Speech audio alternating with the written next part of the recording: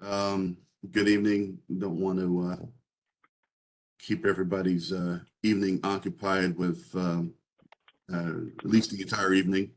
So just want to thank you again, uh, members of the work group, for your due diligence in attending this evening. Welcome back, Emily, and especially Mr. Cluster from your vacation. Um, so want to first of all, thank the staff again for their yeoman's work in the documents that they have sent out, um, especially the minutes that we're about to get into. I read through them and they were 12 pages long. So you all really took your, had your stenographical machine out to really go into detail of the conversations that we had in our last meeting last week. So that being said, the first thing on the agenda is the approval of the minutes from February 29th. Can I get a motion to approve them? Tony, this is Ed Kramer. I make a motion to approve, sir. Thank you, Mr. Kramer. Can I get a second? This is Laura Bacon. I second. Thank you. For those of you who have your camera on, raise your hand. For those who don't, give me a thumbs up or whatever. All in favor? Aye. All right. Thank you. Ayes have it. All right.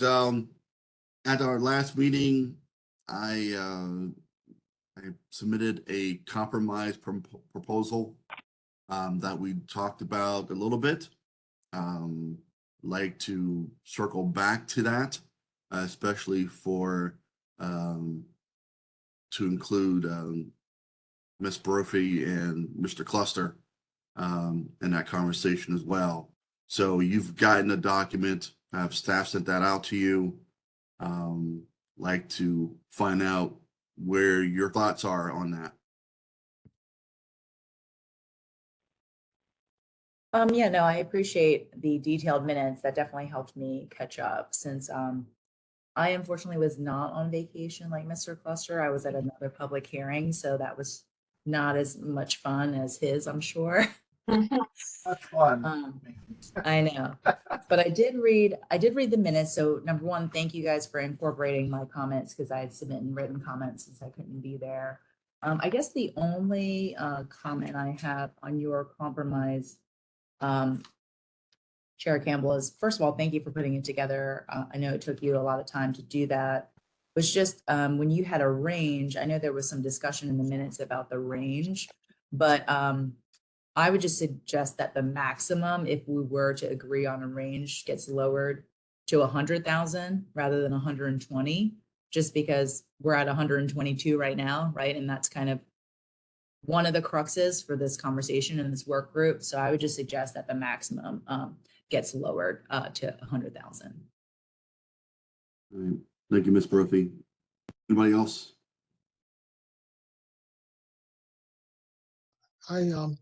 Mr. Chair? Yes. Hi. Raise your Evening, hand so you everybody. can be identified, please. Or your WebEx hand so you can be identified. That'd be great. Okay. Vicki Allman? Yeah, go ahead. Go ahead, Vicki, and then we'll go to Mr. Dorsey. Okay. I just wanted to say that I have looked over your proposal again and again. I've talked to several people, not about your proposal, but about increasing the number of seats on the council. And I think your compromise is an excellent one. I think if we go too high, it's not good. And I think we do have to do something. I think the 9 is appropriate. So thank you for doing that, for all your work. Vicki, are you on twice? Am I on what? Is your phone on as well? You're on as a panelist twice. Can I expel you off of the other ones? Because we're getting feedback. Don't know.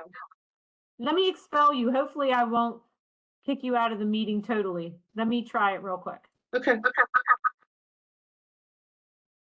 All right, go ahead now. Can you speak? Now we can't hear you, but we can see you. Oh, and I can't see you. Oh, now we can hear you. We're good. Okay, we're good. We got you. I expelled the other one off, so now we don't have the feedback. We're good. Oh, and happy birthday, by the way. Oh, Well, now thank we you. can hear Thank you very much. You're welcome.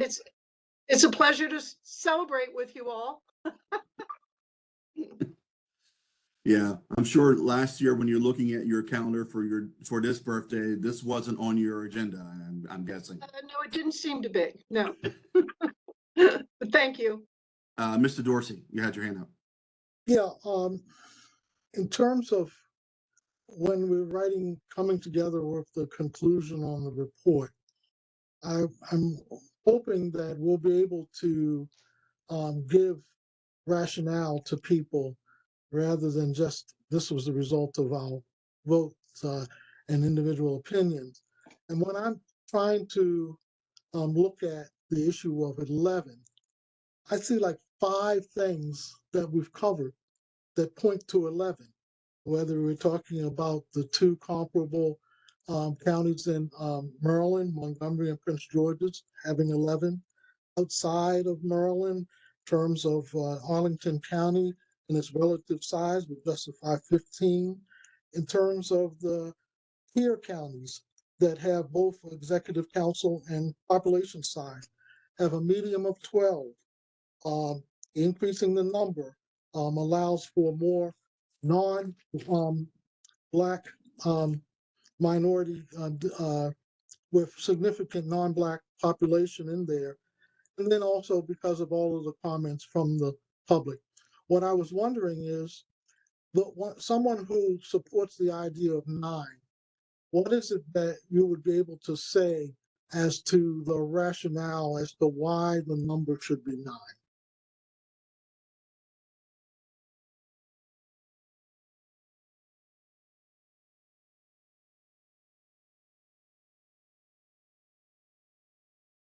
I'll try that one.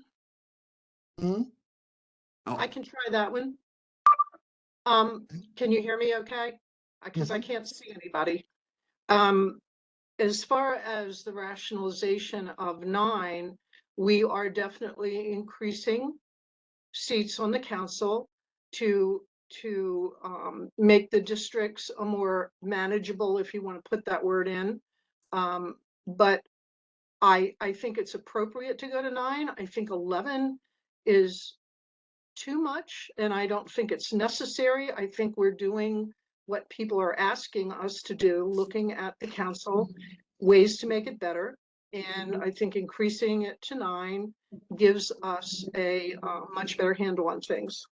And I think you can tell people that we've looked at everything, and we either, in my opinion, leave it at 7 or we go to 9, but 11 or 13 is way too many for now. Perhaps in the future, but I'm not really thinking that's going to happen. Right. I believe Hold Emily on. This is not a debate. Right. I'm gonna recognize people who have their hand up, and then when we've gone through that cycle, Mr. Dorsey, I will most definitely go back to you for your comment. All right. Go ahead, Mr. Cluster. Thank you. Can you hear me? Yes, sir. Go ahead. Okay.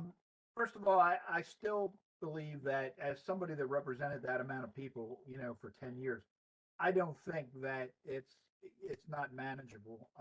So I still am stuck on 7. Now, and not to defend the 9, but Mr. Dorsey, if we go to 11, using your own numbers, it will diminish the amount of minorities in every district. You have to break them up even more. So you may have less chance of having minority representation when you break that into 11 districts, because as your numbers projected, even with 9, it lowers several of those districts below 50%.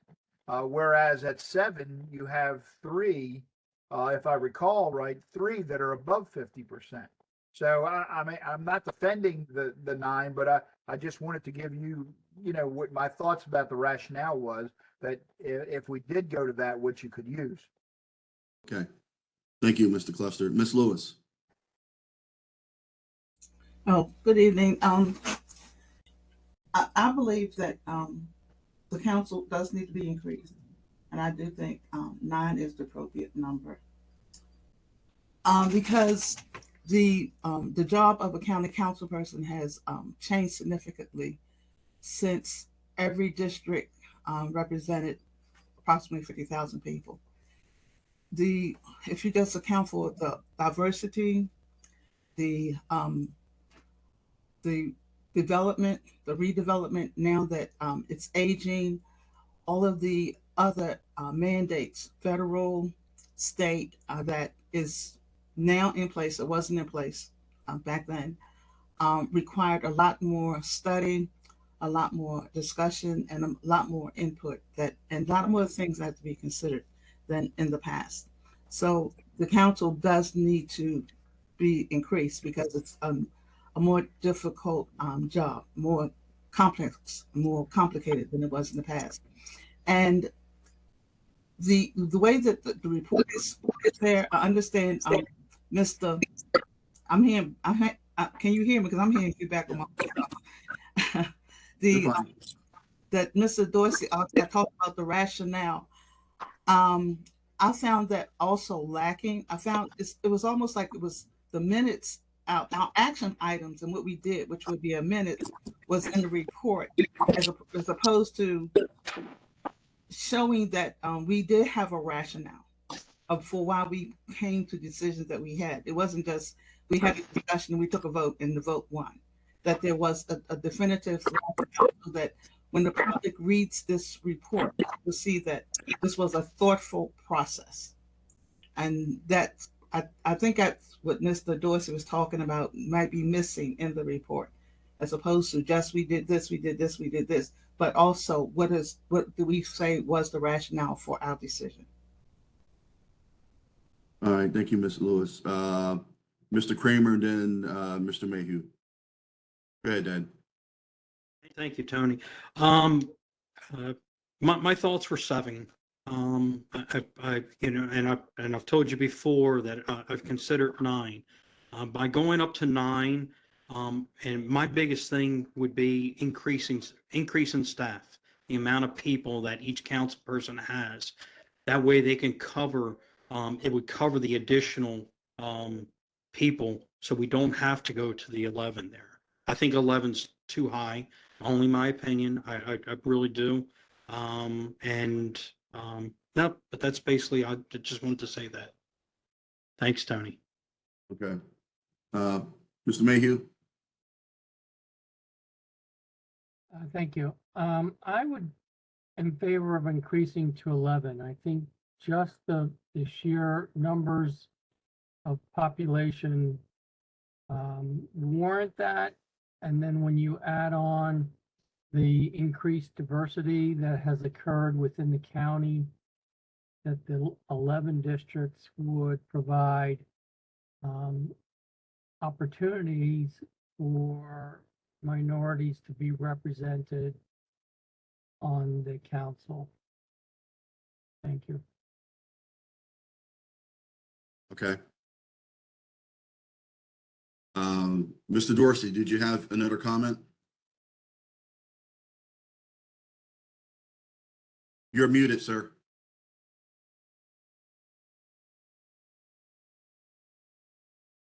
I think people misunderstood my question. What I was saying was, I find quantifiable reasons where we've cited numbers in the report, not just our feelings, but numbers. And there were at least 2 people I know of. It was you, Mr. Chair, and Emily, who I believe you all supported 9. So I was looking to honestly hear back from you all where you all went for the number 9. And so I wanted to see and understand so we can make that clear. And then finally, in terms of Don Cluster, I think you misrepresented what my charts show. My chart said, in terms of where it's at 11 districts, actually show when we're talking about non-Black minorities, it increases the number of districts from one, when you're talking about 7 districts, to 3 when you're talking about 9, to 5 when you're talking about 11.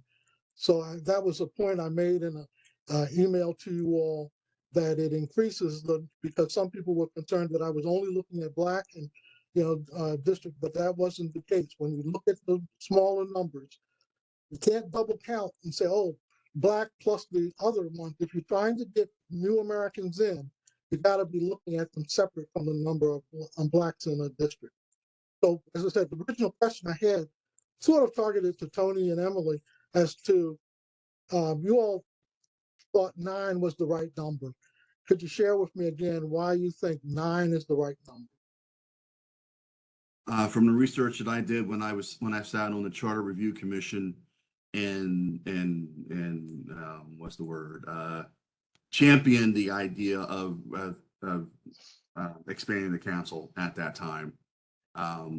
The numbers of the districts even today match the national average of aldermen and other local offices of around 90,000 people.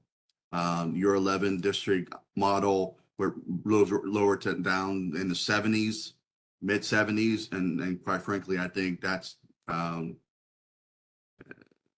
I don't think the population of the county warrants it. So those are my data numbers that I'm going off of.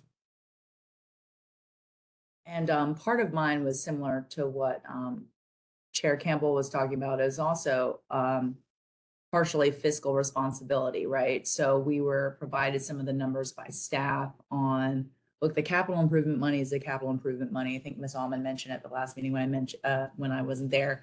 It's going to have to be spent whether we increase the council by 1 or 50, right? So that is pretty much a set number, but it's also, if we're increasing the council members' compensation, which a majority of us agreed to because they're already putting in full-time hours. So we kind of already agreed to the recommendation of increasing the compensation to allow them to be viewed as full-time in respect of salary compensation.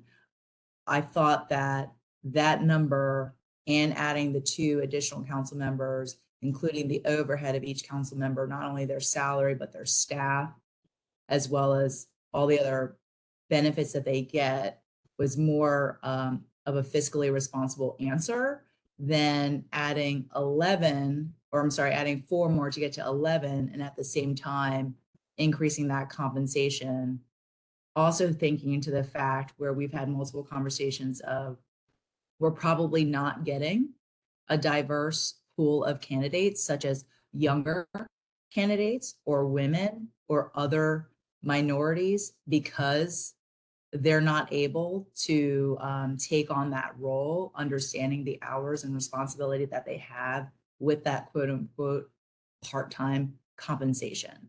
So those were kind of the 2 main reasons. Was we were already recommending the increase of full-time compensation, as well as already increasing 2 additional council members at that compensation with, their staff, as well as, central office staff, for lack of a better word, such as Adam and Chris and all of them. And then also allowing the increase of diversity into the pool of candidates. Okay.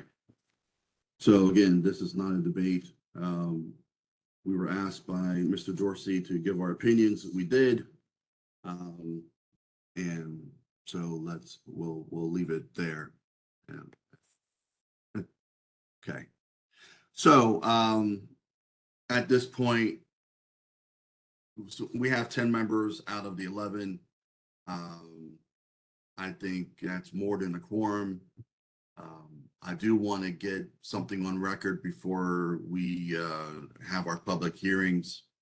Yes, sir, Mr. Dorsey. It sounded like Emily was proposing an amendment earlier of taking it to the 100,000, if that really was a proposal. In terms of seconding it, we need to do that. I think that was more of an idea. I mean,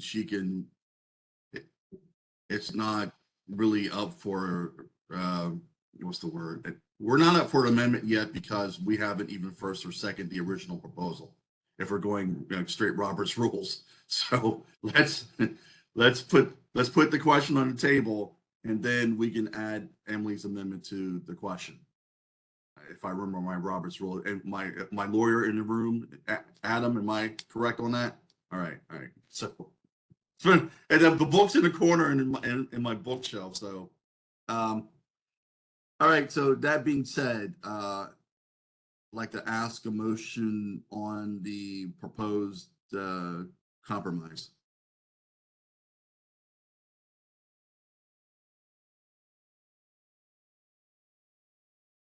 I would move to the compromise. Okay, thank you, Laura. Sheila. Second Okay, there's a second from Emily. Okay, now it's on the table. So Emily, you want to formally make that? Yes, thanks so much. So I make a motion to amend in the compromise document on the range for the average district population. I agree with the suggested minimum of 70,000, but I make a motion to amend the suggested maximum to 100,000 from the 120,000. Second. All right, thank you, Mr. Dorsey. So,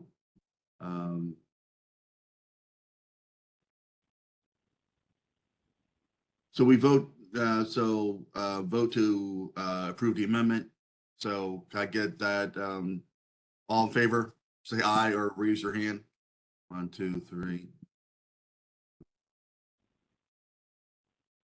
Okay. Look. Can we hold our hands up again so Adam can count, please? Yeah.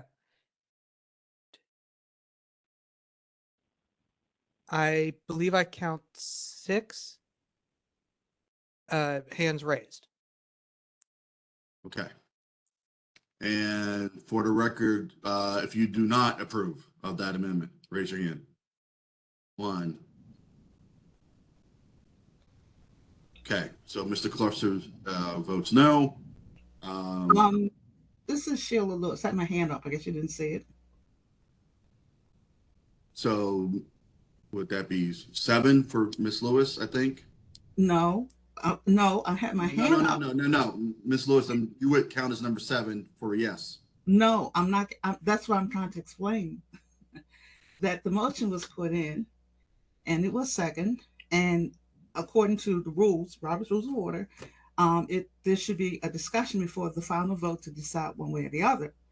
And I was waiting for that discussion because okay, ma'am. Back up.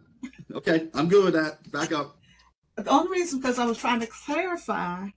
Yes. What I really wanted to hear was a full reading with the change in it. So it makes sense just saying that. And I'm like, okay, well, I wanted to hear it so it was clarified about what it was saying and that kind of thing. And I was waiting for first vote, discussion, and then you take the second vote. But yes, ma'am. We got you. We got you. Staff, would you mind reading that, please? Okay, so the compromise that is on the table is a recommendation to increase from 7 council members to 9 council members, and to recommend setting an average district population, which translates into a threshold of minimum and maximum county populations, which would automatically trigger an increase or decrease in the council. So the minimum would be 70,000, meaning a total county population of 630. If that happens, the council would automatically be reduced from 9 members to 7 members. And if with the max of 120,000, that would translate to a total county population of 1,080,000. So if the population rose above that figure, it would automatically increase from 9 members to 11 members. The amendment proposed by member Emily Brophy was to decrease that suggested maximum from 120,000 down to 100,000. That would translate into a total county population of 900,000. So if the population rose above 900,000, it would automatically go from 9 members to 11 members. And Chair, this is your proposal, so if I've gotten anything wrong, please let me know. No, you don't have it wrong. Ms. Lewis, are you all right with that reading? It was kind of complicated because he started by saying if the council, he started by putting the increased number of the council with the trigger, and shouldn't those be two separate things? Well, no, ma'am, that proposal, that part of it is part of the proposal. What Adam explained was the original, but then he shifted to Ms. Brophy's amendment, which is simply if the population in each district rises over 100,000 or 900,000 total in the county, then that would stipulate the council to increase the districts to 11. Something. Excuse me, I'm just signing in. I'm going to have to abstain because something is not, when I'm working it through, something is not coming through clear. I've got to think about it. Something's not coming through clear. Especially when what happens if there's an intermediate number? What do you mean? What do you mean intermediate? When it goes down to 70,000, what happens if it's at 80,000 or 85,000? Then it stays the same. So it only triggers at, not between. It triggers at the maximum number, either the minimum or maximum number triggers the change. Okay, well, that would have to be explained because the way it's written, someone would think it's like this sliding thing. It's not like once you get to 70, we automatically triggers that. And then the other thing is like, does it automatically trigger that it should be a redistricting should be considered to be done again, or it just automatically goes there? And the same way, if it goes up, should it be like we should consider doing it again, or this automatic? Okay, so let's back up. First of all, what we're doing is a recommendation to the council. Okay. So the council can either agree to accept this or not. If they do, and it's placed before the voters, then what I'm thinking is that this will actually be placed in the charter. So then there is no question that if population rises to that certain level, then there won't be another group of people 30 years from now or 20 years from now dealing with the same issue. The issue, my issue regarding that is that there are other things in the county that can change that would make that issue obsolete. Like for now, the county doesn't have any incorporated towns or things like that. But what is saying that 30 or 40 years from now, that does happen with the emphasis on these nodes where they're going to focus redevelopment. Suppose they are developed to the point where we do have that. And then because that is the way the structure is, and it might be no need to, once the county's population to increase, because they have that type of structure in the government, to say, okay, let's increase the county council. But because that's in the charter, it automatically triggers. Well, then they'll have to go through the process and change your charter again. Well, It that's is a what I'm living, it saying. is a living document. But I understand that. That's one of my issues with the automatic trigger is we're putting this bond on future development. And when they said, should we expand? We said, yes, you should expand. And you should examine on a regular basis the need to expand. But if it's in the charter and it's automatic trigger, even though there now are the ways that the county governments is done, it triggers. Okay, ma'am, so Ms. Lewis, you said last time that you did, I'm falling into my own trap here. I apologize for that. So why don't you hold on to your statement, and then I'm gonna go to Mr. Cluster and then Ms. Bacon. Sorry. Go ahead, Mr. Cluster. You're muted.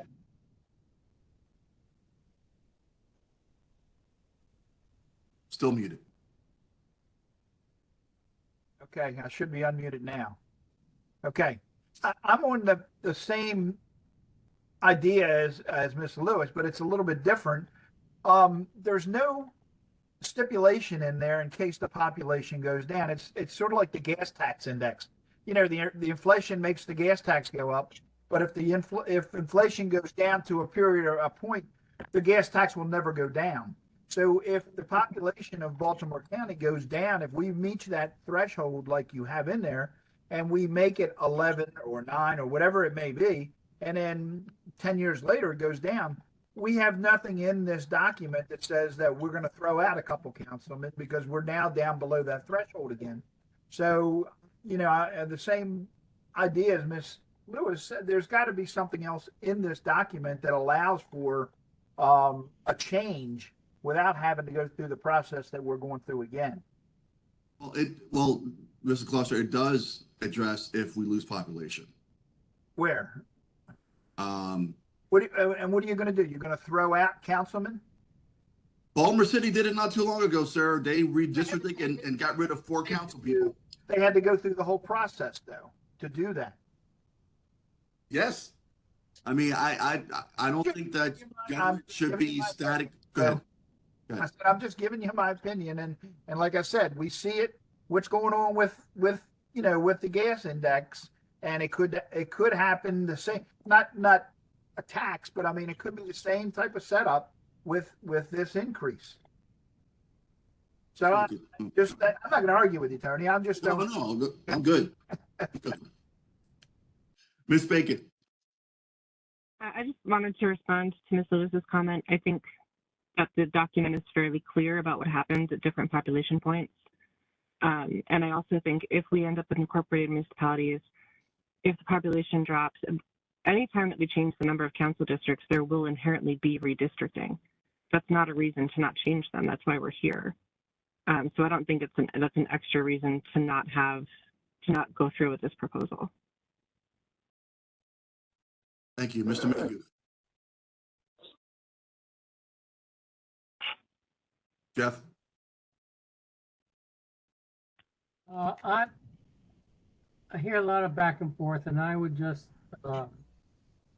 back Mr. Campbell's proposal is a compromise.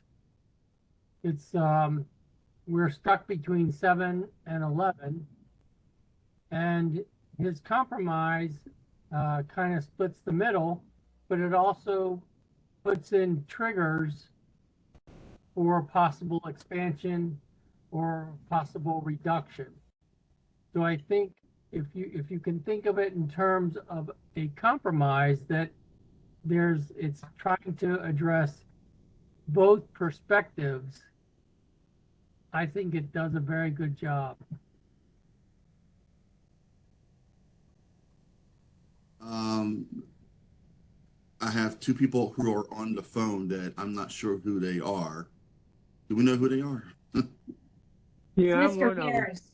Mr. Harris. Mr. Harris is. Yes, Mr. Harris is on by phone, and Ms. Bacon is on twice. She's on audio on her phone and video for the other. Gotcha. Mr. Harris, you haven't said anything. Do you want to say anything? No, Tony, really, I'm in agreement with the statement made at the last meeting. I mean, I understand that anytime there's any kind of change within the council, there will be something. I mean, I should say any change in the charter, there will be some change in the council. And for us to keep going back and forth with this issue about what number should go up, if it go up or if it go down, but we're making our statement. The statement is at a certain price, at a certain number, this is what should happen, and at another certain number, this is what should happen. So if it never happens, then it shouldn't change. Okay. That's my statement. Thank you, sir. Appreciate that. All right.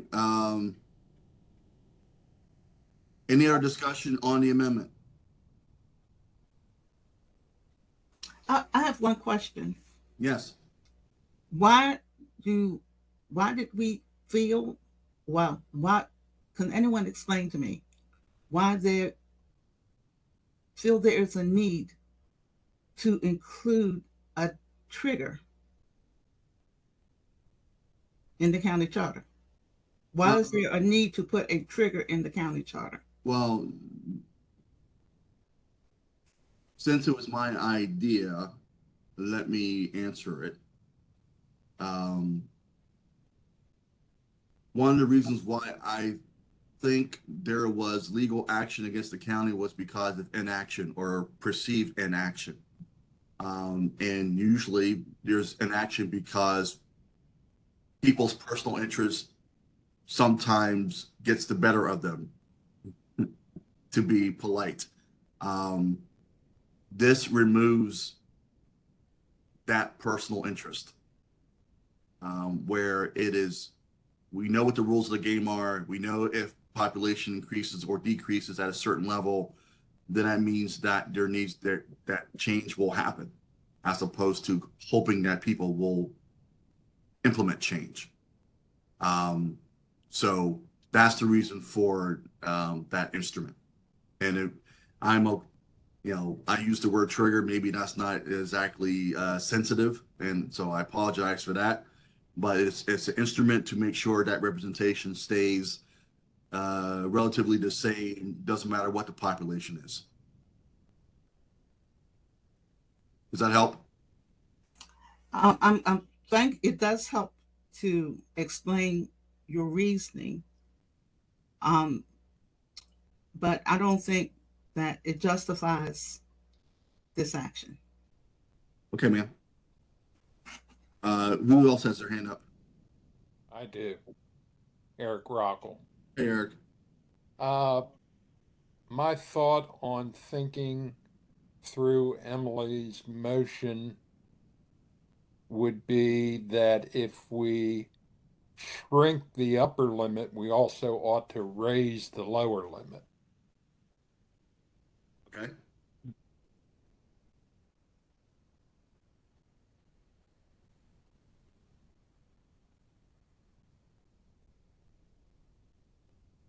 And if you want me to suggest a number, it would be to raise the lower limit to 700,000.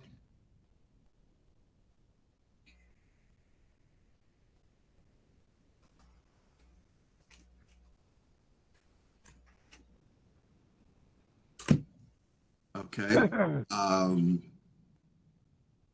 I think you need to ask. Is that total population, I'm guessing, is what Eric is mentioning? Not 700,000 per district, right, Eric? You're saying total population. Yeah,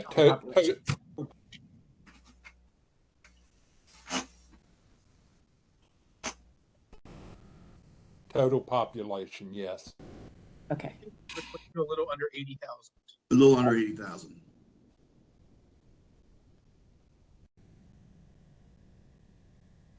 So I think the way this works, Eric, is that you would have to ask the maker of the motion if she'll accept a friendly amendment to her thing. Okay, Emily, will you accept that friendly amendment? Yes, I will. Thank you. Okay. So we have new numbers. At least we have new numbers on the bottom end. So would you be okay, Eric, if it, because it's a little under 80,000, that was mentioned, would you say the new suggested minimum average per district would be 79,000? And then the new maximum per my original amendment would be 100,000. So the total amendment for the range would go from the suggested minimum of 79,000 to the suggested maximum of 100,000. Does that sound about right, Eric? I'm comfortable with that, yes. Okay. So, and Adam, sorry, you're gonna have to long wind that motion again. I apologize, but I think that's the new amendment that's on the table.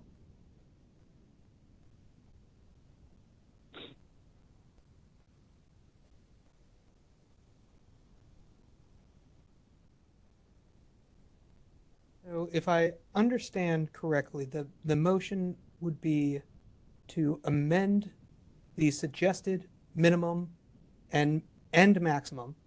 The suggested minimum would be increased from 70,000 average district population to 79,000 average district population. And the maximum would decrease from 120,000 to 100,000. And these, I believe it would translate into, at 9 council members, roughly going back down to 7 if the population went below, I believe it's 710, and would go to 11 if the county population rose above 900,000. Yes, that sounds right. I think we're all focused on the average district population more so than total population. Right. Okay. Any more discussions on the amendment?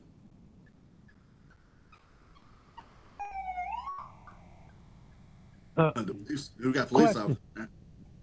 I got a question. Yes, Emily, sir. are you saying now that this, excuse me, with the amendment, that one district could be larger than the other?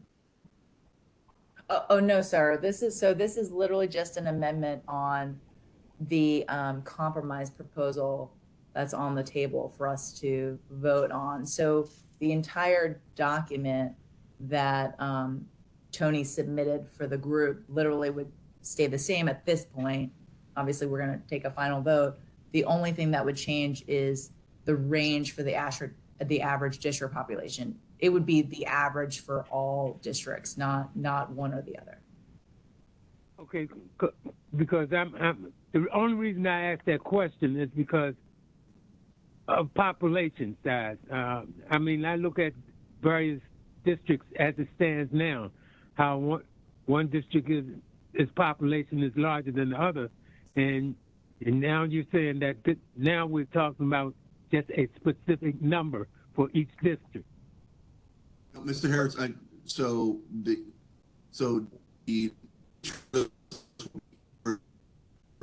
average population of districts across the county, it would look at one being less, one being more, just average population, if that helps.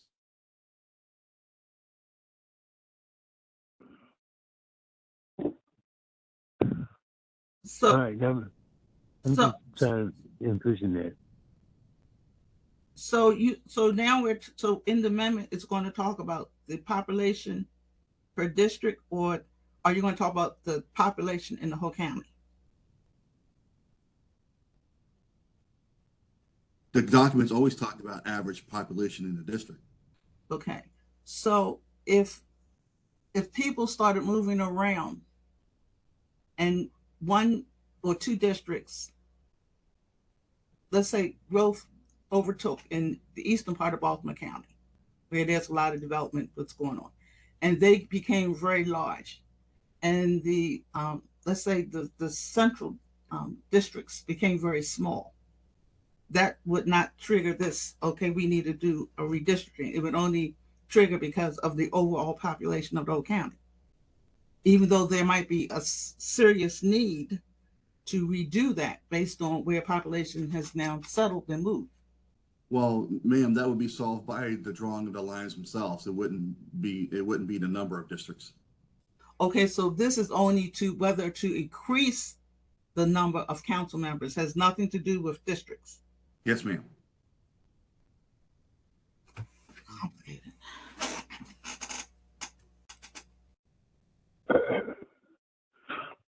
Ms. Bacon. I just want to say, I think that in the event that Ms. Lewis discussed, I mean, that's addressed at the census, and the lines are drawn after the census is taken. I don't think that this document, or this amendment, this suggestion is going to ever change how frequently we assess where people are moving in the county. That's done, as it always has been. Right. Okay. Any more You're right. questions on? You're right. Every 10 years they do. Every 10 years the county does set a commission to redraw the district lines every 10 years. That's correct. Yes. Okay. So we're talking about the overall population, not the number per district. We're talking about the average population in the district, but we cannot control. The lines will take care of themselves with the redistricting commission that happens after the census. So if population shifts in the 10 years in 2025, 2028, that stuff's not going to be accounted for until after 2030, after 2031. Right. We can only deal with the district, the number of districts that exist. So we're talking about the total population of the county. The same way now we're doing it because of the total population of the county. Correct? Yes. And the number in the districts. We're doing both. I think,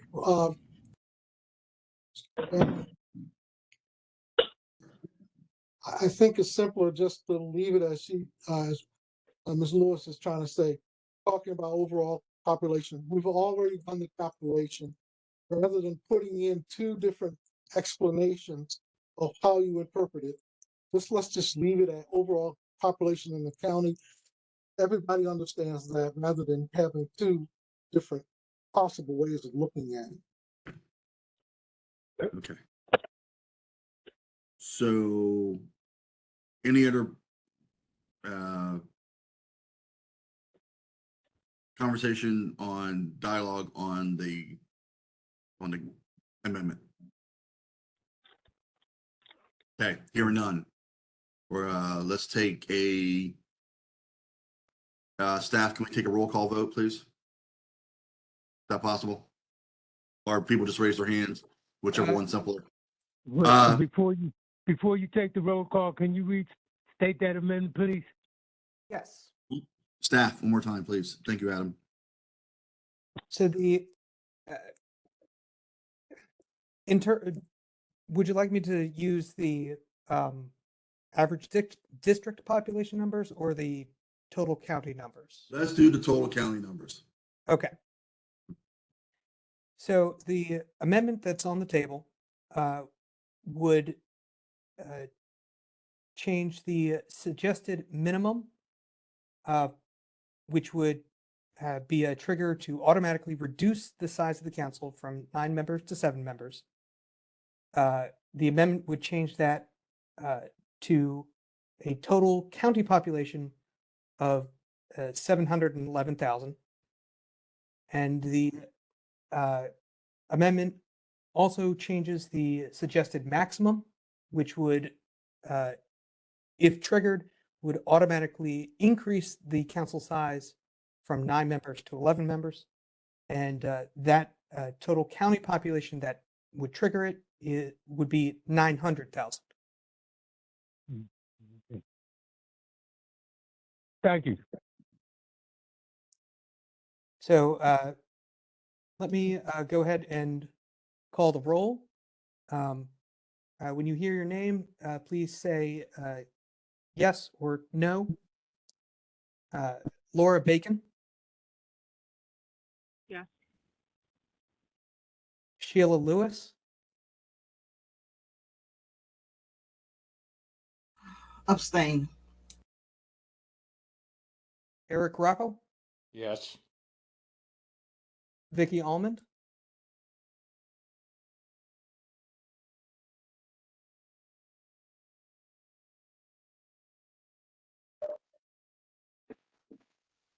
Yep.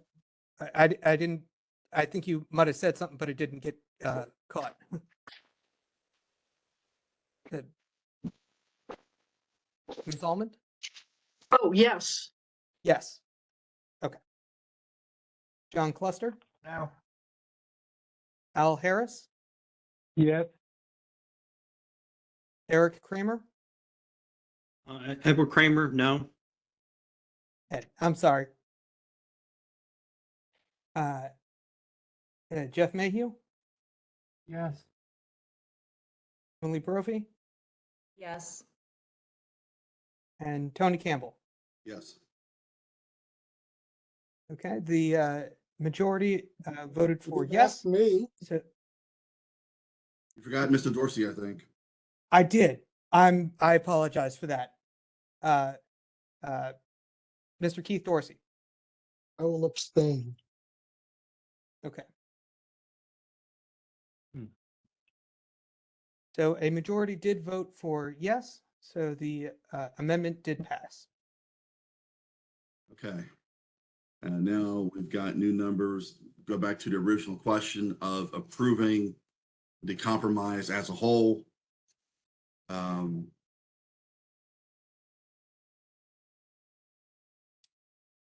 We already have a first and a second, right? I think. I believe you do. But so we'll, Jeff, you got a comment, question?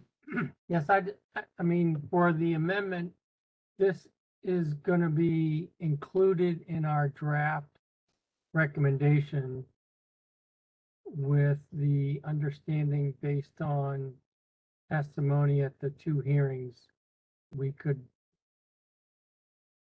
potentially revise this or leave it as is. Yeah, I think if, absolutely. Okay. And Thank I you. think there'll be a comment in the, with this saying that this is not the final decision. This is the preliminary decision of the work group. Yeah.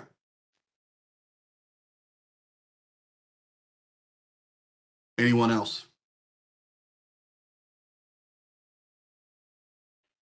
Okay, hearing no one else want to make a comment. Staff like to have a roll call vote of the compromise in total. Oh, excuse me. Yes, hi, Ms. Bacon. No, this is Sheila Lewis. Oh, sorry. Can I hear the whole motion again? Not what we just voted on. What we're getting ready to vote on. Can I hear that again? So now that's the office. Well, that whole thing is a whole page, and it was sent to you via email. That's nice. Now with the amendments of the. You expect the staff to actually read that whole document? That's because the thing is, when things fall, they don't fall on the big things. They fall on the little things that are caught in, that's put in there, and 15 years later, someone picks up that little thing and said, okay, this changes everything. Okay. I don't personally think it's necessary. I think we have it in writing, and if there's an error, then we'll correct it in the draft report. So if you're not, if we're voting for the report, that's something different. You saying No, it's not the report. So the compromise document was sent to all the members before the meeting. I personally think it's unfair to ask staff to read that whole page or two verbatim. I don't want them to read the whole page. You said that now we're going to vote on a motion. I mean, I thought there was a motion. No, ma'am. Well, the motion was to approve the compromise. Oh, so we're voting on the whole page. Yes, ma'am. Oh, okay. That's why I was coming. You said it was a motion. I was like, that's why I wondered what motion were we voting on. It was the compromise document that was emailed earlier. The only thing we've done is to change the numbers of what those thresholds would be.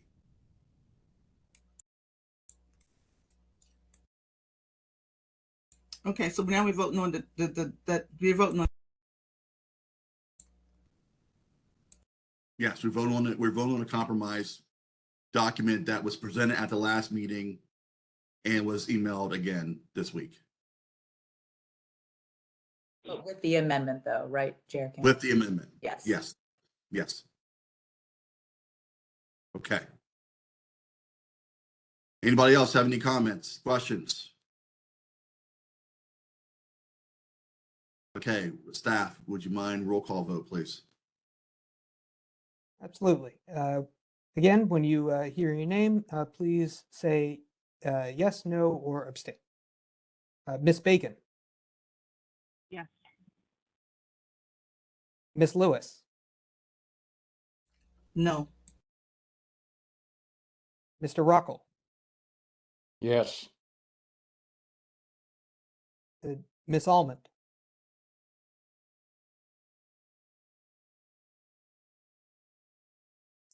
Yes,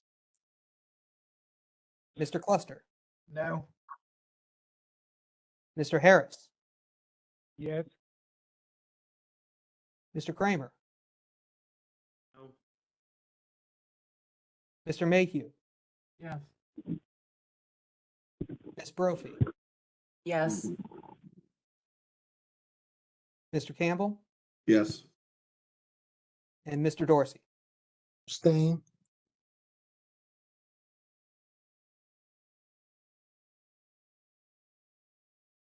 A 7-member majority voted yes. So the compromise as amended has passed. Okay. So as was asked by Mr. Mayhew, this will be placed into the draft report, which will be published before the public hearings, and with a statement or comment that this is not the final decision of the work group, and all that. Okay, so next item of business is the draft report itself. Any revisions that we need to look at besides what we just did? Mr. Mayhew?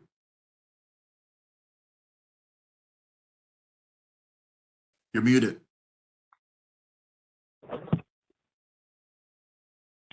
Sorry about that. There was an addition on page 11, I'm sorry, 12. Page 12? Page 12, the first paragraph.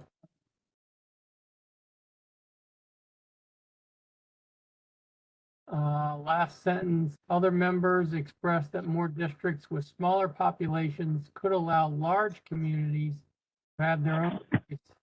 Shouldn't that be smaller communities? Page 12?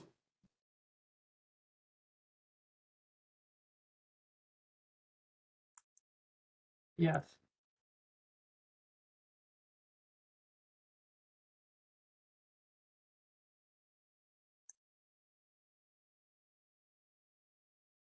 Staff, are you seeing this? Yeah, and I do see where he's talking about. And actually, Mr. Mayhew, I do think that was it's paraphrasing from something you have actually said before. So yeah, I think maybe I just mixed up small and large. I think that is a typo. Thank you. Mr. Dorsey? I believe I sent out to you all a couple of items that I was concerned with. One, I was pointing out on page 5, statement, again, point out, is not correct, where it says Baltimore City and St. Louis, Missouri are the only two independent cities in the United States. Carson City, Nevada, and Washington, D.C. are also independent cities. And that's why I sent you all what I mentioned last time, the idea of, rather than focusing on St. Louis, Ms. Lewis had brought up the concern that it seemed a little confusing, is to focus on Arlington County, where it is a match to Baltimore County, and looking at those numbers rather than still talking about St. Louis, where the statement is clearly not correct. St. Louis and Baltimore are not the only two independent cities.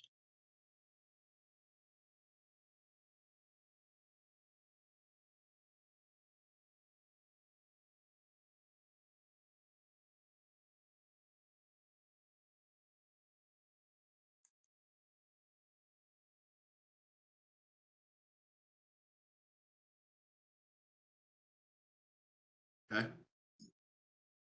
The second item was, as I was saying, in terms of the table number 4, the idea of using a more tightly defined one. Right now, table 4 has a range from 570 to 2.2 million. That's too great of a range, in my opinion, in terms of the looking at it, and that's where I provided the chart, revised table 4, that has the numbers running from 717, 967, and they are only those counties that have the executive county council form of governance. And so I'm suggesting again, this would be a better match than one that has a range that's so broad that it raises the question, well, aren't there some cities in between that you could have chosen to look at? I mean, towns in between you could have chosen to look at. More tightly defined based on what the census shows as the size of counties in order, with the caveat of being executive council style, would be, I believe, a fairer way of taking a look at that point.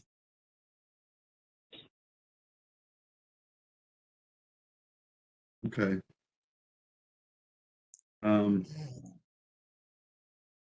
Well, I don't have, okay, so I'll just make this comment and then I'll probably get smacked upside the head. But I don't have a problem with the first issue. I think the second issue, I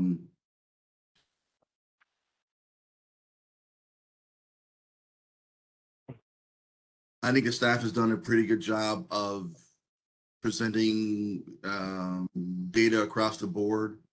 Some things, quite frankly, I'm not really in favor of from my personal point of view. But I think that the staff should have some latitude in presenting data and not necessarily cherry picking data. So I think it's up to folks that can read this document and take from it what they choose. But I think us as a work group kind of clearly are sharpening that edge for people to get to a certain outcome is not fair. It's not what we should be doing. But that's just my opinion. I think that's Eric.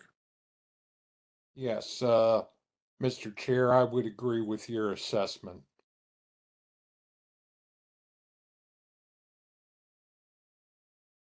So my opinion is this stuff can be left to staff for their professional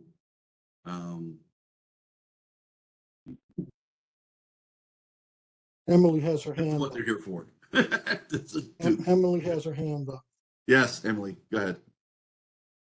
Thank you so much. I mean, it's more, and I apologize, like I said, I missed the last meeting. I mean, this is our draft recommendation report, correct? Like, we just want this out to the public prior to our next 2 public hearings, correct? Like, this isn't, clearly we've reiterated multiple times from multiple members that this is not a final report. So I think if we get public comment stating, hey, you know, we're missing certain data, or I'd like to see certain data, maybe that's when we add new data into our final report. But I think for purposes of just the draft report, I think that the amount of data that is already in this draft report is sufficient. That's my opinion. Well, I will leave it at, I totally disagree with what you all have said. The idea, if something is a clearly defined data point, that we should go with that, rather than saying that something as widespread as 500,000 and 2.2, and there are a whole lot of in-betweens. It doesn't show Montgomery County in there. I mean, it's just, I think, a bad idea. If there's any cherry picking is not using a consistent source of data and then putting the evidence out as it is. That's my thought on it. There was one more item I had. I also said that in the report, it says that some members expressed a fear that expanding by too many districts would require the splitting of communities. Now, on a previous occasion, I countered this argument with the point that one, there were currently no communities of 122,000. Two, there was always a risk of that redistricting, even with 7 districts, will cause splitting because of population growth. And 3, more smaller districts actually facilitate keeping communities together. There could be the Southwest District of 77,000 without the need to split off from Woodlawn. There could be a Dunbar district separate from Essex. Our question was, how do you handle that doesn't leave the impression from someone reading the report that somehow going to more districts endangers splitting communities apart?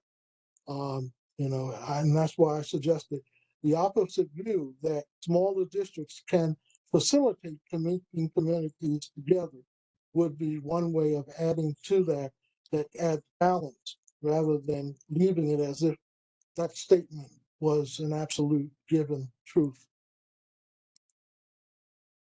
Okay, So, thank you. so may I ask, Mr. Dorsey, are you asking to make additional amendments to the draft report right now? Like, is this something that, Chair, you think if there's specific amendments Mr. Dorsey wants, do we need to go ahead and vote on that? I think that would be in order.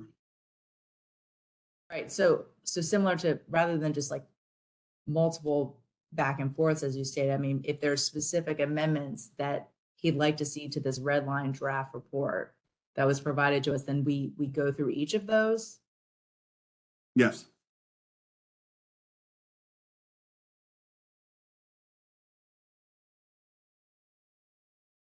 So are you asking me to say them again? Yes. I mean, I don't know if everybody knows what motions are on the table. That's why I'm asking. They're on right now. Right. Well, is it appropriate then for me to make the motion and see if anyone wants to second it? Yes, sir. Okay. My motion is that where it is stated Baltimore City and St. Louis, Missouri are the only 2 independent cities in the United States, that statement would be Baltimore City, St. Louis, Missouri, Carson City, Nevada, and Washington, D.C. are the only independent cities in the United States. And my second part of that is that in place of the chart, the table that shows St. Louis County, that it would be Arlington County.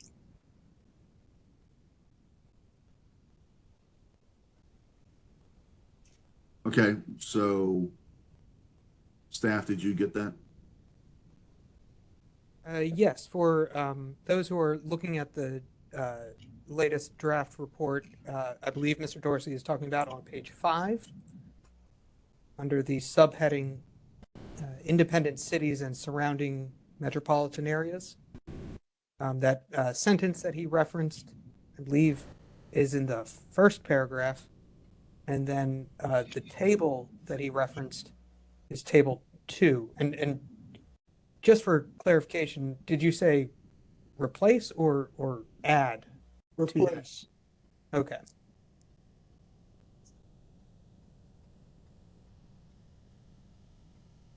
Would those be two separate motions, Adam? We probably, because they're two separate things. I think they're related to the same thing.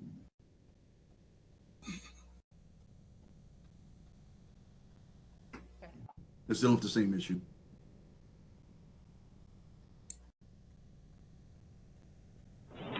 So there's a motion to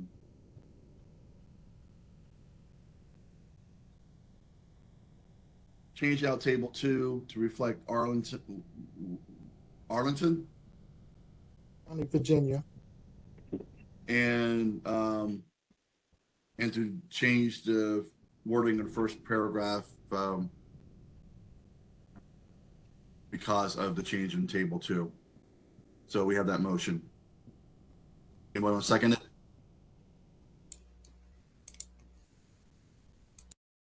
I'll second it. Okay, thank you, Ms. Lewis. All right, any discussion?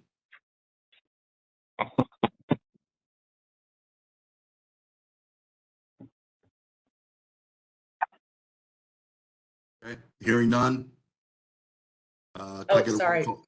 Sorry. Go ahead, sorry. Emily. So, Mr. Dorsey, would you be amenable to adding the Arlington and not removing the St. Louis information on table 2? May have been last time, Ms. Lewis was pointing out that in terms of a lot of that was extra verbiage that could be confusing. When you show the St. Louis one, the counties that they're showing who are next to St. Louis, Missouri, they really don't line up with Baltimore County. The truth of Arlington is that it's adjacent to an independent city and it has no municipalities within its borders. That's not true for the St. Louis area, because as staff even points out, I think one of the counties has 90 municipalities in it. So it's not a good apples to apples comparison as opposed to Arlington County. And you're Right, but what I'm saying, I get what you're saying. I'm just saying, but though, rather than removing the information that's there, just adding the information. I think it adds confusion by putting them both there, because then why not add the counties around Carson City, Nevada? Okay, thank you. So just for clarification, since I realize that Mr. Dorsey, you did send this to everybody, but just so it's on the record, I just want to read some of the details from the chart were referencing. It had the first line discusses population. Obviously, it compares Baltimore County to Arlington County, Virginia. Arlington County population 238,000, where Baltimore County is 854,000. The nearby city for Arlington is Washington, D.C., whereas it's Baltimore City for us. The general fund budget for Arlington is 931 million, and the general fund budget for Baltimore County is 2.7 billion. The style of government is commissioner for Arlington and is executive council for Baltimore County. Council members, the total number is 5 for Arlington County, 7 for Baltimore County. Baltimore County's members are all elected by district, where all 5 members of Arlington County are at large, and the residents per member that ratio for Arlington County is 47,000 and for Baltimore County is 122,000. So I just want to make sure that is the chart you're referencing for replacement. Correct. Okay.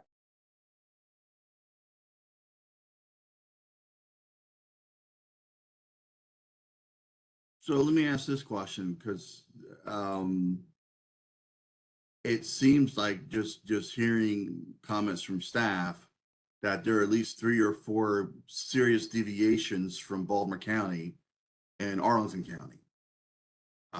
Commissioner form of government, 5 at-large members,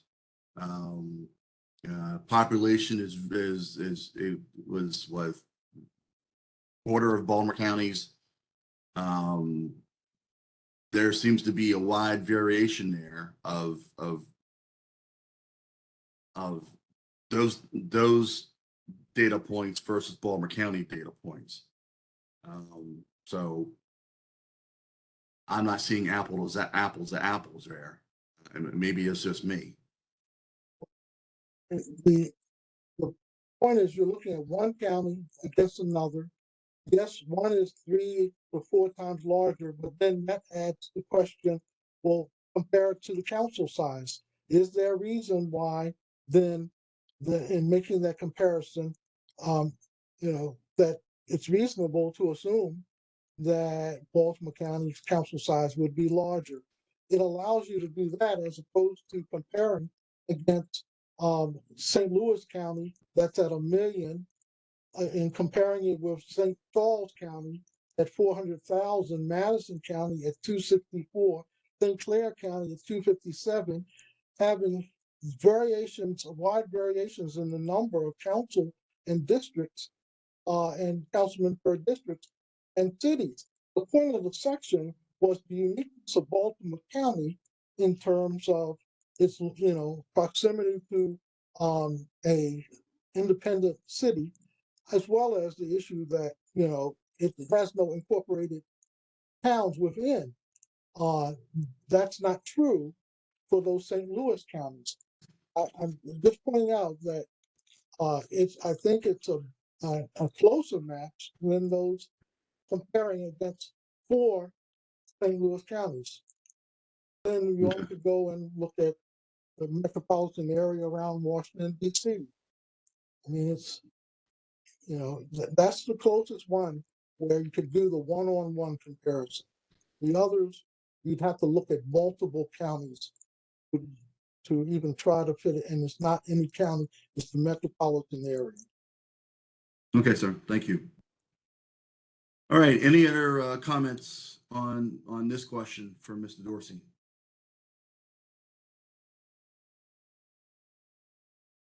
Okay. Hearing none. I want to do a roll call vote for these 3 as well. Staff. Okay. When you hear your name, please say yes or no. Ms. Bacon, No. Ms. Lewis, Yes. Mr. Rockel, No. Ms. Almond, No. Mr. Cluster, No. Mr. Harris, Abstain. We've got Mrs. Keys. Mr. Kramer, Mr. Mayhew, Yes. Ms. Brophy, No. Mr. Campbell, No. and Mr. Dorsey. Yes. By a 7-vote majority, the amendment did not pass, or the set of amendments did not pass. Mr. Dorsey, you had your second one, please. The second one was to substitute a different table 4 for the one that's showing.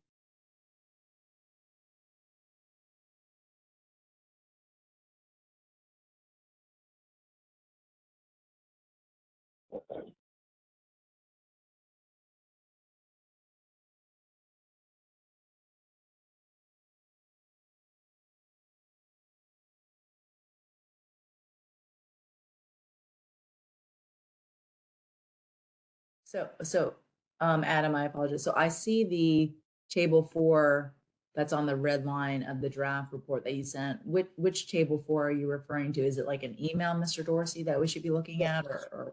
Yes. Terms of, Okay. Is it possible, the- do you, the one that I staff, do you sent. have, hold on, Mr. Dorsey. Staff, do you have that you can pull up on a screen that you can share? Is that possible?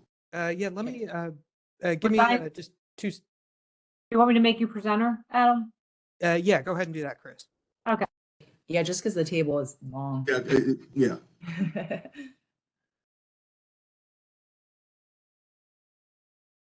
Ernie, while he's doing that, can I ask you a question? Yes, sir. When we take the vote on the final draft, is the, discussion we had earlier about the compromise you had in there gonna be in the, or not in the draft that we're looking at now? Is that gonna be in there? Yes, sir. Okay. With the caveat that there will be language in there placed that it is not the final decision of the work group. But that thing will be in there. Yes, sir. The compromise will be in the final draft. That's what I needed to know. All right. Okay, let me back up. I think maybe that's a decision we need to make tonight. Yeah, well, it's not in, I mean, I'm looking at the whole draft now and It's not in there now. care about any kind of votes or anything like that right now. So I was just wondering whether that was going to be added, but I mean, you're the boss, so you. I'm just facilitating this, sir. I'm okay. I mean, I think it'll be better to include it so the public can know where we are. But that's a decision for the work group. As long as everything is included in it, the total amount of vote, not just that it was passed. Oh, no. I agree. I mean, You know, it's not just approve, it's 6 of 7 or whatever it was, or 6 to 3, whatever it was. Okay. Yep.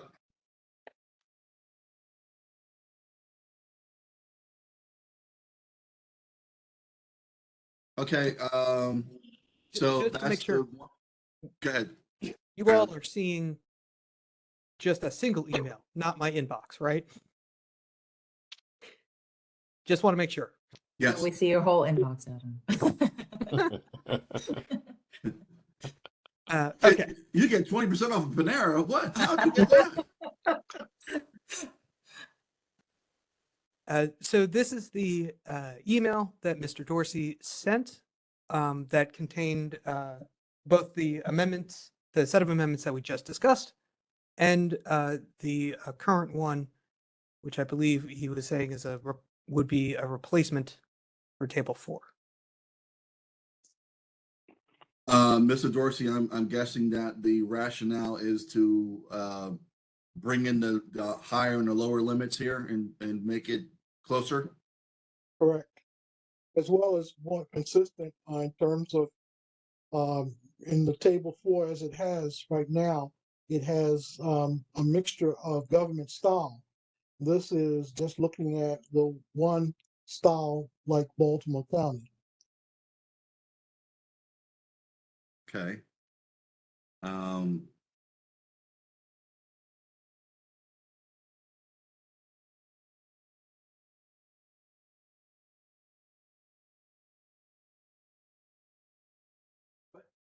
The original, Anybody have any other comments on that?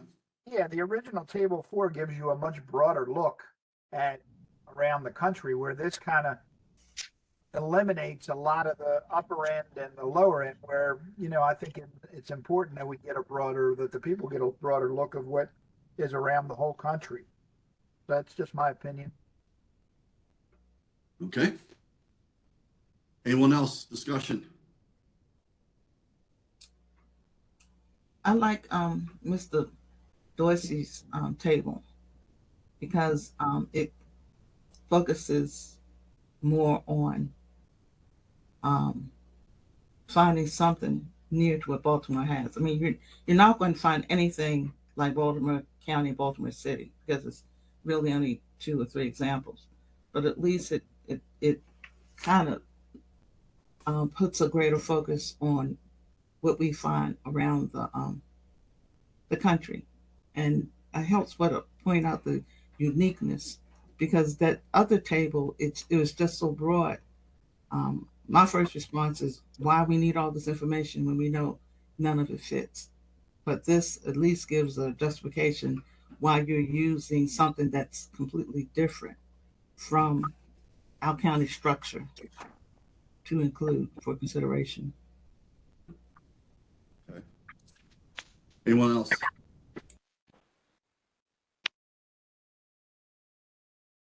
So just a quick comment, the paragraph underneath table 4 references table 3 and table 4. So, you know, Keith, if you're recommending that we replace table 4, something has to be done with table 3 as well, or the draft report won't be consistent. No, well, when last time I sent you all something that incorporated table 3 into table 4, but the staff, you know, in this latest draft left them separate.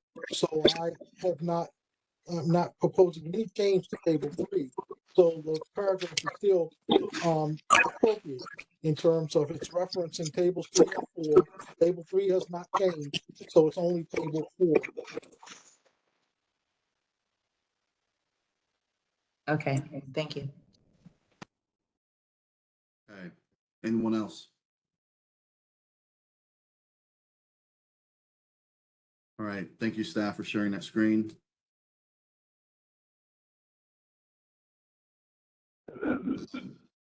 I forgot to do this beforehand. Can I get a motion to, Mr. Dorsey, you want to make a motion to, I make a motion that we substitute the newer table 4 for the one that's showing in the report. okay? I get a second? Second it, Tony. Edward Kramer.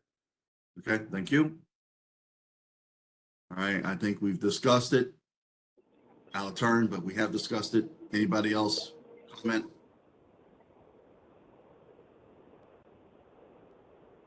All right, then staff call question. Okay, and again, this is the amendment to replace table 4. When you hear a name, please say yes or no. Ms. Bacon? No. Ms. Lewis?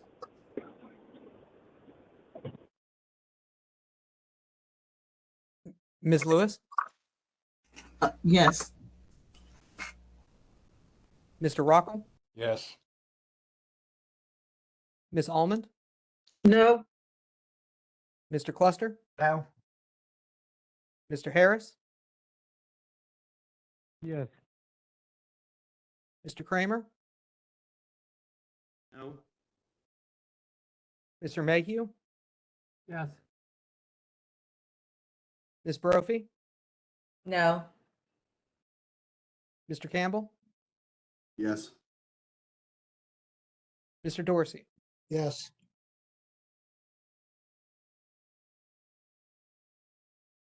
By a 6-5 vote, that amendment did pass. So the table on, or table 4 will be replaced with Mr. Dorsey's suggested table. Mr. Dorsey, what's your third one? The third one was one that this is what I have here, and there, you know, I'm accepting of other thoughts of how to accomplish what I'm saying. I was asked, how do you want to handle the statement? Some members expressed a fear that expanding by too many districts would require the splitting of communities. On a previous occasion, I countered this argument with the points that, one, there are currently no communities of 122,000. There is always a risk of redistricting that even with 7 districts will cause splitting because of population growth. And 3, more smaller districts actually facilitate keeping communities together. There could be a Southwest district of 77,000 without the need to split off Woodlawn. There could be a Dundalk district distinct from Essex. And so I was asking the question whether a supplemental statement would accomplish what I was asking. The opposite view that smaller districts can facilitate the opposite view that smaller districts can facilitate keeping communities together. So, you'll hear what I'm, saying there, and it was the concern that some, just left as it is, that some may assume that that is an always true statement of districts causes the splitting of communities. And my point is no, by more districts, you actually can make concise use of what communities are, because no community is going to be of 122,000. Where are we talking about in the document? We're talking about in their revised draft that is underneath of this. Mr. Dorsey, if I may. Mhm. So this is on page 12 under the heading, how many council members should there be? This is the first paragraph that's read and underlined as a revision. And if it's okay, I can read the paragraph just so everyone's clear on the whole context. Yeah. While it was clear that no single proposal received majority support, the deliberations after the survey produced 2 consensus points. First, most work group members wanted to keep communities together regardless of the size of the council. Some members expressed a fear that expanding by too many districts would require the splitting of communities. Other members expressed that more districts with smaller populations would allow small communities to have their own voice instead of being combined with other neighborhoods. And anyone who's keeping close track will notice that Mr. Mayhew pointed out a typo where I said large communities instead of small communities. Well, and then if you continue the next paragraph, second, smaller districts may increase the opportunity for more diverse representation. So I think both sides of the coin are being represented in those 2 paragraphs. Well, I'm misreading it. the second paragraph deals with this diversity. My concern is there are some people who may think that because we talk about increasing the districts, that in and of itself results in splitting of communities. And I'm saying that is not something as clear to me. Now, people of our work group have expressed their opinion. They believe that that it could cause the splitting of communities. I'm asking whether or not, there is at least one other member of this work group who would feel that it's just the opposite. It's an opportunity to contain existing communities within their own boundaries. So are you asking Keith to add a sentence to this, not remove Yes. something? You're just asking Yes. to add something, correct? Yes. Okay. What So- is it that you're asking to add? That after the sentence that some members expressed the fear that it would that after that sentence oh I lost my spot on my sheet here. That after the one about splitting, some express the opposite view that smaller districts can facilitate keeping communities together.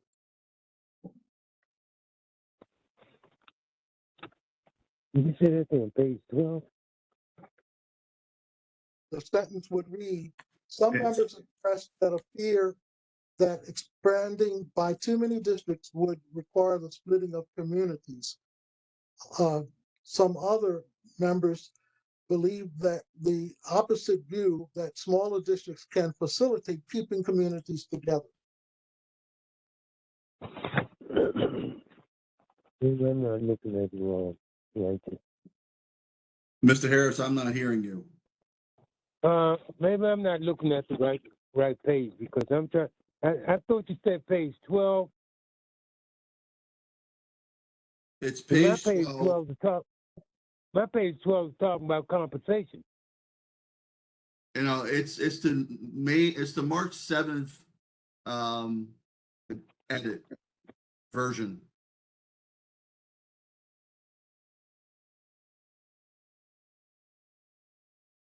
Okay. All right. Thank you for that clarification. You're welcome. All right, everybody get a chance to read that?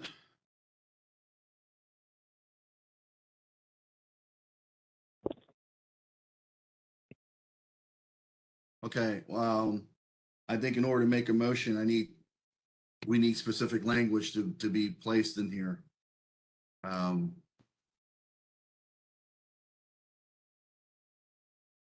What, 7? So Excuse me. if I, so here's what I believe would be the amendment. It- Starting with the sentence that Mr. Dorsey has referenced, some members expressed a fear that expanding by too many districts would require the splitting of communities. His amendment would insert a sentence directly after that stating, some members believe the opposite view that smaller districts facilitate keeping communities together.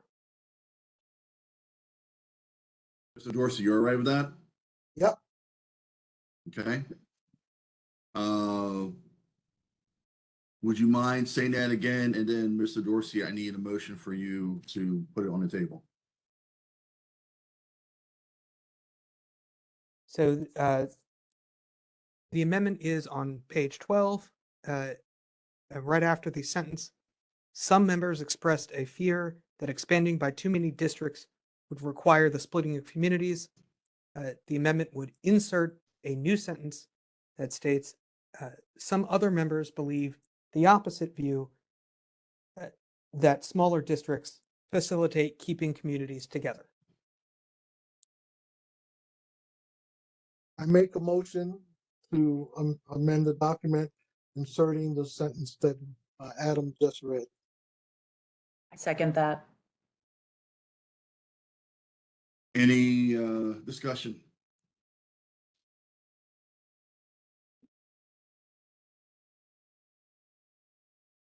Hearing none, I want to call a question.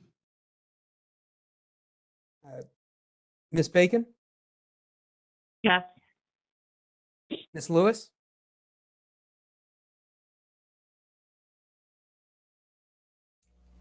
Yes.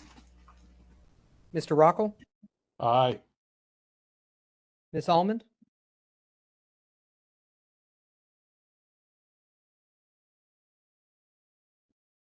Ms. Almond?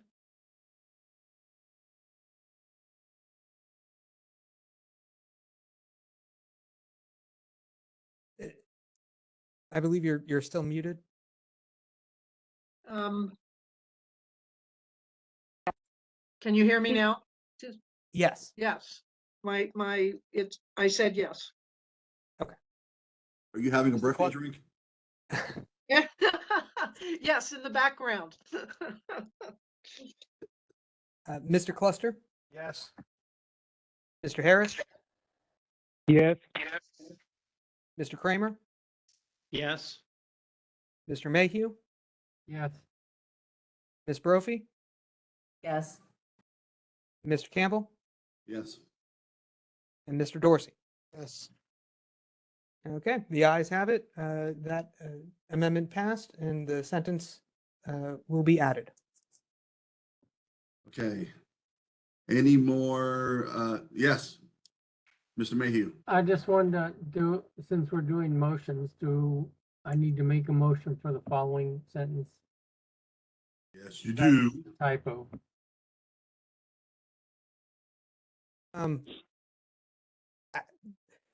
just to make matters simpler, I think we could probably take that as a technical amendment. Thank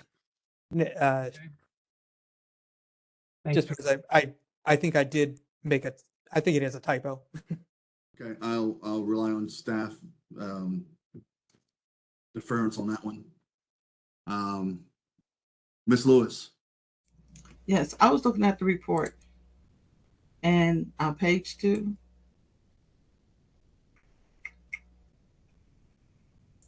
Page 2.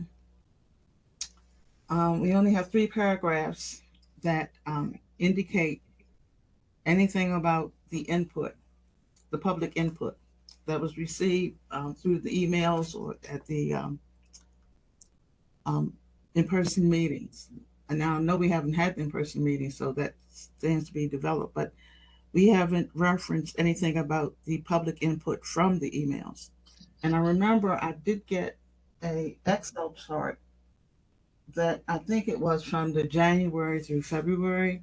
It was a chart that was keeping the numbers of how many different issues that the public had sent in and what their issues were.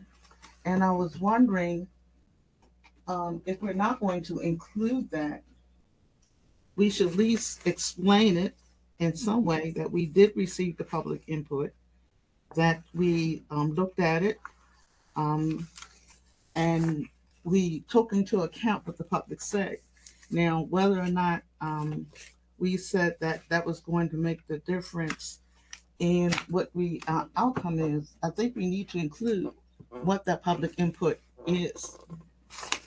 And I didn't see any reference from it. And there was a significant amount of public input that was already sent in via the emails. And like I said, that Excel chart, I'm looking for it in the copy. I remember the Excel chart had even started breaking it down. You know, who was saying what, that type of thing. And I was wondering why there was nothing like that. Yeah, I think it's 37 emails and 14 speakers. That references that in that 3rd paragraph. No, it didn't. It didn't talk about what their interests were. I mean, the purpose of public input is to say this is what the public asked for. I mean, this thing would the be purpose of this work group is not to. It would be a daunting task for staff to basically record everything that everybody says from the public. And we said this early on that we're not going to ask the staff to do that. What I'm saying that the staff has already done that. They've already done it because I pulled it. It was an Excel file, and I think it went down to. Ms. Lewis, that was actually not from staff. Well, who did this? That was Mr. Mayhew's chart, and I actually we included it in the minutes because he referenced it a couple of times. What are you doing here? He referenced it a couple of times Right.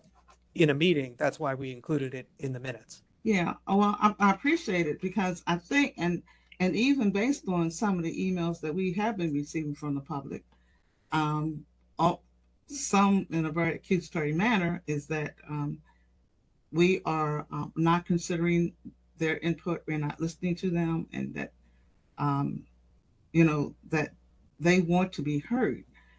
And I think the fact that this chart, because it goes all the way down through February, that shows, you know, this is in this particular email, this is what this person stated and this person stated. And to indicate that we have given consideration to public input. Now, that we did listen, that we heard. Now, I mean, we can put any interpretation on it that we want. But if we're saying we want public input, and then when we get to report, we don't even say that we did anything with it, even if nothing else but to count it. Even if we're saying we're not going to give a lot of credence to it or something like that. We didn't even say we did it. We just said, okay, we had it. But so what'd you do with it? Nothing.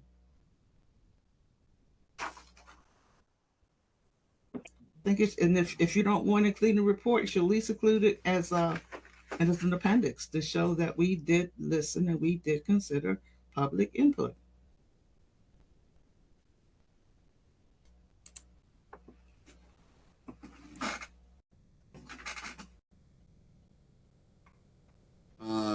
Is that Eric? Yes, it is. I think regarding Ms. Lewis's comments, that sort of material is more appropriate for an appendix in the final report.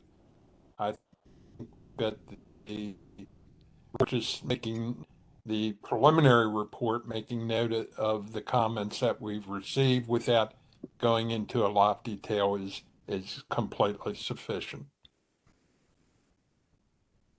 Yeah, I agree. I think it should be, I do think it should be like as an amendment, but it should be in the report so that they know it has been considered. Yes, but I'm saying it should be in the final report, not this preliminary report. Okay, okay, then that's fine if there was a sentence saying that in that paragraph on page 12 saying that some sentences saying that details regarding the specific input or something is in an appendix. So people reading this will say, okay, the appendix not here because it's not the final report, but we know that it was considered because they're saying they have an appendix. This is like it. This is reporting it, not saying that we did anything with it.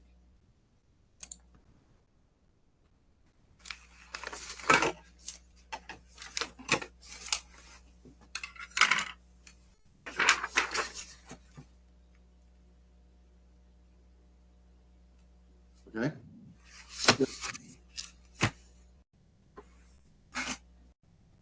Apparently not. Emily? So Sheila, just so I understand, for the purposes of this draft report, are you just suggesting that in that third paragraph on page 2, we just add a sentence where right now it says the work group also held a virtual public hearing on January 22nd, 2024, where 14 speakers testified on the issues before the work group. And then prior to that, it said 37 emails of written testimony or received. So basically, are you saying that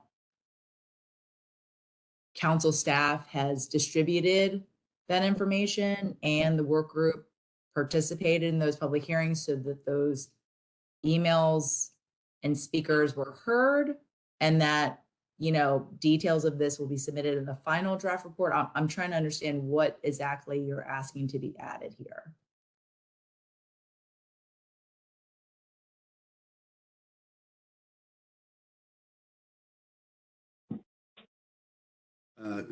I'm sorry. Maybe I shouldn't be speaking here, but it seems to me a solution to this would be a sentence at the bottom of that whole section saying something to the effect of final details and disposition of public input would be included as an appendix in the final report. Something along those lines.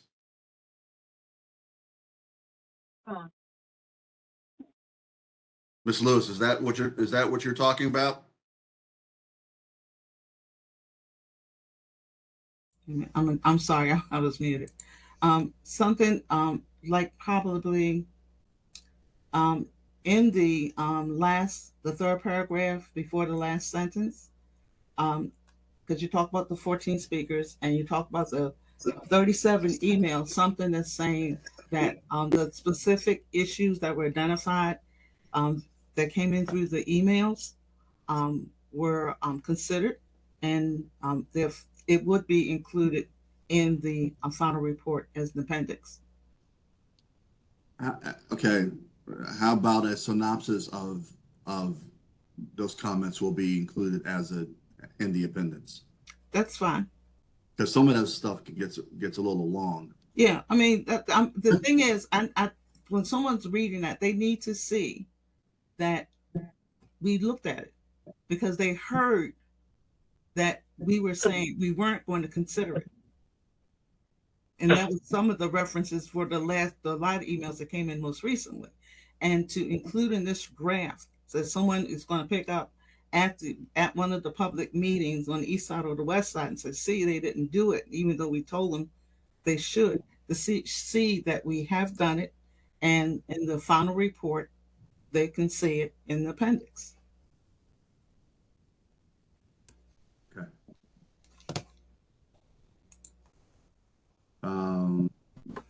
Mr. Mayhew, is that your hand up, or is that it's been there? Yes, my hand is up. I did that because some of the best practices with engaging the community is to reassure them that you heard what they've expressed. And by compiling those comments, it was an avenue for me to tell people, at least I heard what people were voicing. When we had this discussion before, the consensus was not included. But I think the compromise from staff was that posted on the webpage, so it is available to demonstrate that we did hear those kind of comments. So that's that's all I wanted to say. Thank you. Okay. Mr. Dorsey. I, in a sense, agree with what Ms. Lewis is saying. However, to make the statements that are being suggested now would give the impression to the public that we actually looked at those emails that came in or talked in detail about the testimony, and we did not. Most of those emails, there have been 37 of them, we have not, during our session, talked about even one of them. So to give the impression that somehow we took it into consideration would not be a fair or accurate statement. So to the extent that we have not done so, it may be best for this draft to not say anything other than that we got them in. Because otherwise, you're giving the impression to the public that we gave consideration to those different emails that came in. You make a good point, Mr. Dorsey, and maybe that will help to keep us, I guess, maybe on balance, on point, because I think that I know I've been reading them, and that's how I know what they've been saying. And I've been giving them consideration, and I thought that is the purpose of public input, because I know in my community, when issues come down that impact my community, when I give my input, I do expect the representatives to listen. They've told me no several times, but they did hear me. Okay, well, I think the assumption is that, and maybe that's a negative assumption, is that the members did not read those emails. And I can assure you that the chair read every one of those emails. So I think that is maybe a faulty assumption as well. So yes, Mr. Kramer. Yes, Mr. Chair. I can say, speak for myself that I read every single one of them. That's all I want to add. Okay. I read every one too. I've read everything also. Okay. And that's why I think we should put just a sentence letting them know we read them, and in the final report, we can get our synopsis, but we did read the comments. Well, and we'll go to Mr. Dorsey, then Mr. Macon, Ms. Bacon. So I understand what Mr. Dorsey is saying. We did not discuss them as a group in our meetings. Maybe that's my fault as chair by not bringing up public comment at every meeting, but assuming that if we're adults and we're taking this seriously, then you're going to read stuff outside of outside a meeting. So go ahead, Mr. Dorsey. Yeah, I did not say that I didn't believe that people on this work group read them. I was talking about taking out of the 14 speakers, 13 wanted an increase. Out of the 37 emails, almost all want an increase. And we did not discuss it because of almost all of them suggested the idea of 4 more. So I'm saying we did not give due diligence to the input by addressing if we agree or disagree with what the vast majority of people were saying. And to put something in there that would lead people to think that we had that kind of debate, I think is not accurate. You know, if we had actually said, oh, we got in a letter from the NAACP and from other organizations and people not just representing themselves, but major organizations, and addressed how will we respond to those organizations who are sending in emails, in terms of we're going to suggest one level and almost all of the others suggest another. And so they may be, at odds trying to figure out, well, they didn't say what happened with our emails. And so I'm saying right now, because we have not done it, it may be better just to leave it as it is and allow us the opportunity to hear further input at the in-person. And then when we are wrapping up, give due diligence to all of the comments that have come in, rather than give the impression that we really discussed some of the points that some of those people were making. Ms. Bacon. You're on mute.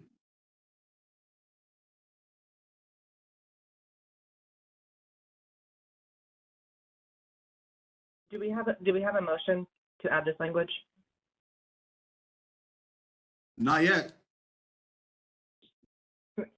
I would sort of like to move the question along. Just we're coming up on 2 hours, and this is a lot of time for staff. So I'll put in the motion to. I'm sorry. What are we doing? Adding anything else to the final report? Staff. So, since there's been a lot discussed, let me see if I can kind of give something here that works. On page 2, in the paragraph that in the third paragraph under the heading meetings and public input, just as a quick technical note, I've been since we have gotten more emails, it's now up to 43. So in the version that I've been preparing for public release, it's up to date with everything that's been received. So now it says 43. That we've received up to today. In that paragraph, you would add a sentence that says the members of the work group reviewed public input and gave comments due consideration in their deliberations. Final details of public input will be included in the final report as an appendix. All right, thank you, Adam. Again, in the interest of time, I would like to move for an up or down vote on this question. I have a motion. I have a second. Second. All right. Any discussion? Any more discussion?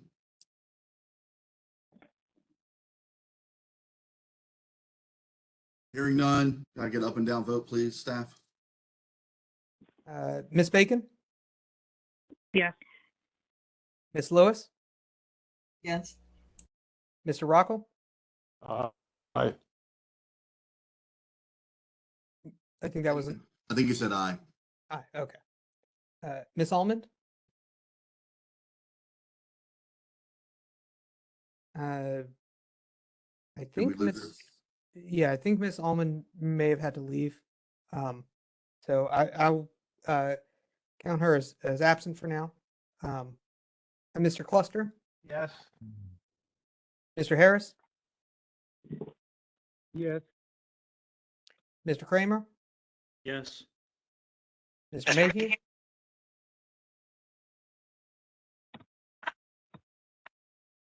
Jeff?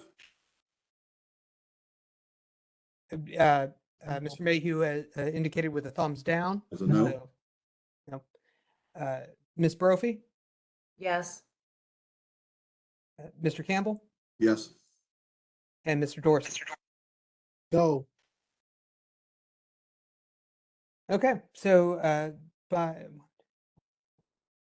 an 8-vote majority, the amendment passed. So those two sentences will be added. And I will, since it does reference something for the final report, I'll follow up with the group through email as to what that appendix should look like, and then we can discuss later. All right, any other amendments to the document?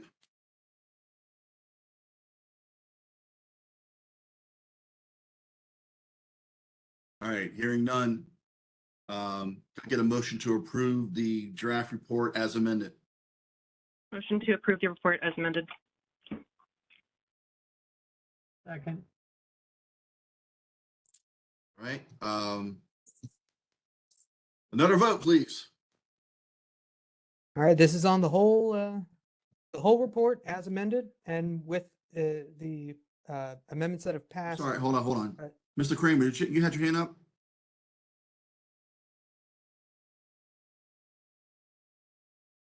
No, okay. Okay. So just to be clear, this amendment or this vote is to approve the entire report, the entire draft report as amended, both the amendments from the previous meeting and the amendments discussed tonight, and for public distribution with those amendments. So with that, Ms. Bacon, Yes. Ms. Lewis, Come back to me, please. okay, Mr. Rockwell, Yes. Ms. Almond is absent. John, Mr. Cluster, I abstain. Mr. Harris, Yes. Mr. Kramer,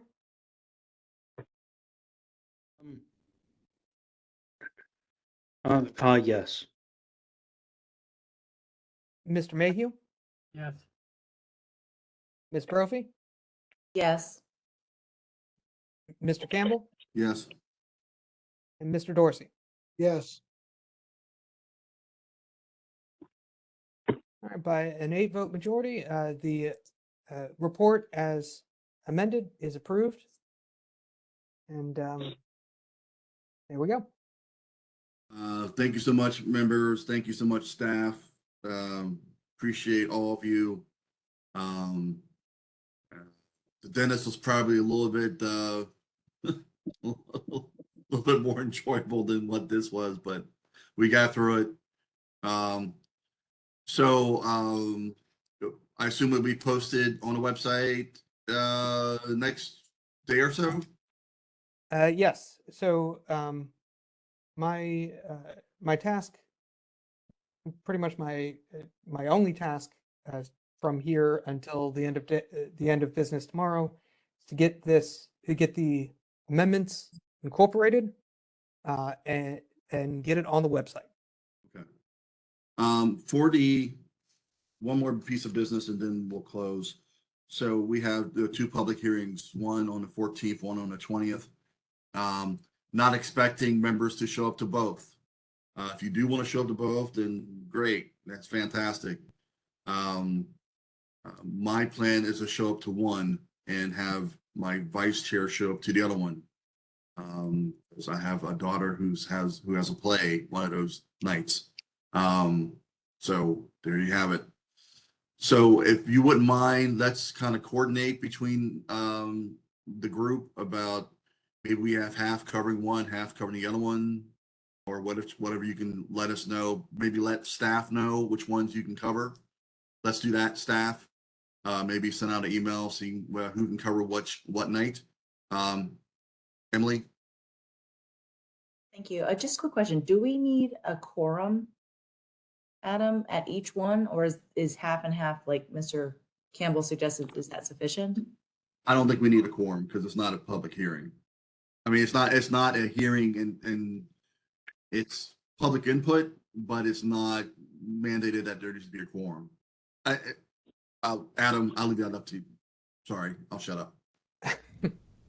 We aren't expected to do anything but be polite and listen attentively, right? I think Ms. Lewis's question is more for the chair. Chair? Yes. That's all, right. Be attentive and listen attentively. And Yeah, we're not having debates not- back and forth and that stuff. And we wouldn't be expected to answer questions and that kind of thing. We're just there to get the input from the public, right? Yes, yes. On the question of do we need a quorum?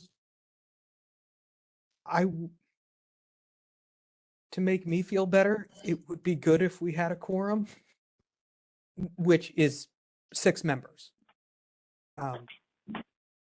at each one. And Brad and I will send out something. We'll try and get that out to the group tomorrow so that we can clarify who, everyone's schedule so that that can happen. Okay, I think that's reasonable. If we can try to get 6 per meeting, that'll be great. That'd be one for each district, wouldn't What's that? it? It sounds like if you're saying 6, that sounds like 1 from every district except 1. Almost, yeah.